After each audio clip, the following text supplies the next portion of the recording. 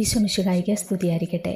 പ്രിയമുള്ളവരെ, ഈ ഒക്ടോബർ മാസം പരിശുദ്ധ അമ്മയെക്കുറിച്ചും ജപമാലയെക്കുറിച്ചുമൊക്കെ നമ്മൾ ഒരുപാട് ചിന്തിക്കുന്ന ഒരു മാസമാണ്. നമുക്കറിയാം, തിന്മയുടെ ശക്തികൾ ഏറ്റവും ഭയപ്പെടുന്നത് പരിശുദ്ധ അമ്മയെ തന്നെയാണ്. ഒരു കൊച്ചു സംഭവം ഞാൻ നിങ്ങളോട് പറയാം.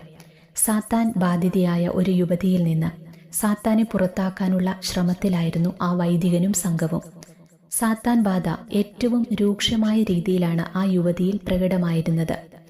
നിരവധി ശ്രമങ്ങൾക്ക് ശേഷമാണ് ഭൂതോച്ചാടനത്തിന്റെ അവസാന ഘട്ടത്തിലേക്ക് പ്രവേശിച്ചത്. ഈശോയുടെ നാമത്തിൽ സാത്താനെ, നീ പുറത്തു പോകുക എന്ന് വൈദികൻ യുവതിയോട് ആജ്ഞാപിച്ചു. ഇല്ല, ഞാൻ പോകില്ല, യുവതി അലറിക്കരഞ്ഞു. 2 ആഴ്ച കൂടി എനിക്ക് സമയം വേണം, അവൾ വരും, എങ്കിലേ ഞാൻ പോകൂ. ഭൂതാവേശിതയായ യുവതി പറഞ്ഞു.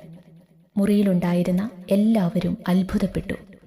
ആരാണ് ഈ അവൾ? സാത്താൻ ആ പേരു പറഞ്ഞില്ല. എങ്കിലും എല്ലാവർക്കും പെട്ടെന്ന് തന്നെ മനസ്സിലായി, സാത്താൻ ഉദ്ദേശിച്ചത് ദൈവമാതാവായ പരിശുദ്ധ കന്യകാമറിയത്തെയാണെന്ന്. പക്ഷേ സാത്താൻ ഒരിക്കലും മാതാവിൻ്റെ പേര് പോലും ഉച്ചരിക്കാൻ ധൈര്യമില്ല. കാരണം പുത്രനായ ഈശോയുടെ ഒപ്പം തന്നെ പരിശുദ്ധമാണ് മാതാവിൻ്റെ നാമവും.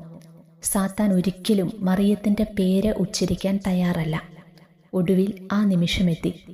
മുറി മുഴുവൻ നിശബ്ദമായി. യുവതി പറഞ്ഞു, അവൾ വന്നു.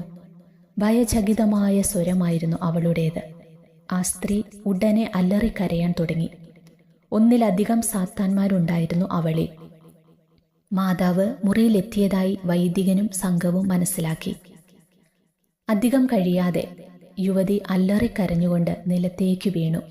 ക്രമേണ അവൾ ശാന്തയായി. സാത്താൻ അവളെ വിട്ടുപോയതായി വൈദികൻ മനസ്സിലാക്കി.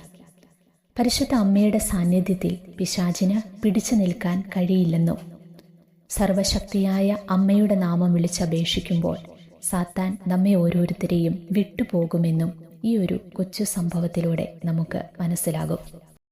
വിശുദ്ധരുടെ ജീവിതത്തിൽ പോലും പലതരത്തിലുള്ള പ്രലോഭനങ്ങളെ അവർക്ക് അതിജീവിക്കേണ്ടതായി വന്നിട്ടുണ്ട്. അപ്പോഴെല്ലാം അവർ ആശ്രയം വെച്ചത് പരിശുദ്ധ അമ്മയിലായിരുന്നു. പൈശാചിക പീഡകളെ പരിശുദ്ധ മറിയത്തിന്റെ സഹായത്തോടെ നേരിട്ട ഒരു വിശുദ്ധനുണ്ട്. 16-ാം നൂറ്റാണ്ടിൽ ജീവിച്ചിരുന്ന വിശുദ്ധനായ വൈദികനായിരുന്നു ഫിലിപ്പ് നേരി. റോമിന്റെ 2ാം അപ്പസ്തോലൻ എന്നാണ് അദ്ദേഹം അറിയപ്പെട്ടിരുന്നത്. മറ്റു പല വിശുദ്ധർക്കും എന്നതുപോലെ ഫിലിപ്പ് നേരിക്കും സാത്താനിൽ നിന്ന് വിവിധ തരത്തിലുള്ള ആക്രമണങ്ങൾ നേരിട്ടിരുന്നു. അപ്പസ്തോലിക വഴികളിൽ പല പ്രലോഭനങ്ങളും കൊണ്ട് വിശുദ്ധനെ തോൽപ്പിക്കാൻ സാത്താൻ കച്ചകെട്ടിയിറങ്ങിയിരുന്നു. ഈ സമയങ്ങളിലെല്ലാം വിശുദ്ധൻ ആശ്രയിച്ചിരുന്നത് പരിശുദ്ധ കന്യകാമറിയത്തെയായിരുന്നു. പ്രലോഭനങ്ങളുടെയും പീഡനങ്ങളുടെയും മധ്യത്തിൽ വിശുദ്ധൻ പരിശുദ്ധ കന്യകാമറിയത്തെ വിളിച്ചപേക്ഷിച്ചു. അപ്പോഴെല്ലാം മാതാവ് ഓടിയെത്തുകയും ചെയ്തിരുന്നു. മാതാവിനെ കാണുന്നതോടെ സാത്താൻ അപ്രത്യക്ഷനാകുകയും ചെയ്തു.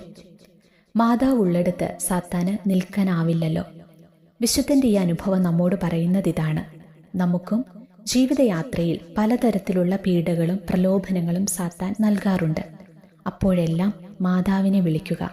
പണത്തിന്റെ പ്രലോഭനം, ശരീരത്തിന്റെ പ്രലോഭനം, പ്രശസ്തിയുടെ പ്രലോഭനം, അധികാര ദുർവിനിയോഗത്തിന്റെ പ്രലോഭനം, അങ്ങനെ പലതും.